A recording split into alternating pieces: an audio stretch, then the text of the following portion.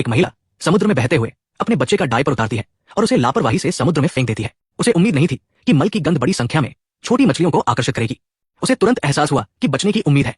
एक Swiss army चाकू का उपयोग करके उसने एक तात्कालिक मछली पकड़ने का उपकरण बनाया। हालांकि कई प्रयासों के बाद भी वो एक भी मछली नहीं पकड़ पाई। थकी हुई और भूखी वो शिपिंग कंटेनर के ऊपर गिर गई। जैसे ही वो हार मानने वाली थी, एक विमान ऊपर से उड़ता हुआ निकल गया। उसे फिर से उम्मीद दिखाई दी और वो जल्दी से कंटेनर पर लौट आई, जहां उसने एक दर्पण तोड़ दिया। फिर वो कंटेनर के शीर्ष पर चढ़ गई और दर्पण को ऊपर उठाकर सूर्य के प्रकाश को प्रतिबिंबित कर विमान को संकेत देने की उम्मीद करने लगी। लेकिन विमान जल्द ही गायब हो गया। जैसे ही उसने जमीन पर उलझे हुए ईयरफोन के तारों को देखा, अचानक उसे एक विचार आया। उसने तारों को एक मछली पकड़ने के जाल में बुना। अगली सुबह उसने जाल को समुद्र में डाला और फिर उस पर बच्चे का डायपर रख दिया।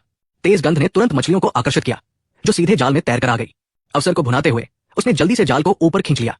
कई दिनों तक बिना भोजन के रहने के बाद वो आखिरकार एक उचित भोजन का आनंद ले पाई। इस तरीके की बदौलत भूख अब कोई खतरा नहीं थी और इसने उसे जीवित रहने का आत्मविश्वास दिया। वो हर दिन पानी के स्तर को रिकॉर्ड करने लगी और नियमित रूप से कंटेनर से पानी निकालती रही। जब तक ये उच्चतम स्तर से अधिक नहीं होता, वे अभी के लिए सुरक्षित रहेंगे।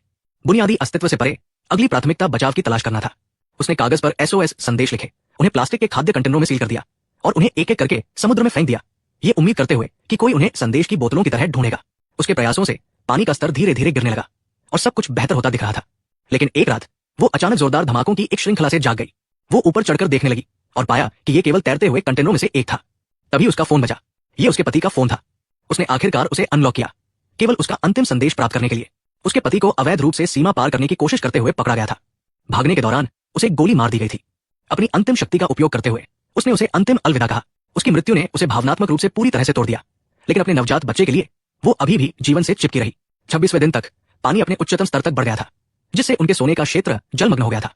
अब दबाव इतना अधिक था कि और पानी निकालना संभव नहीं था और उनके पास कंटेनर के ऊपर रहने के अलावा कोई विकल्प नहीं था। लेकिन ये एक दीर्घकालिक समाधान नहीं था, क्योंकि कंटेनर अंततः डूब जाएगा।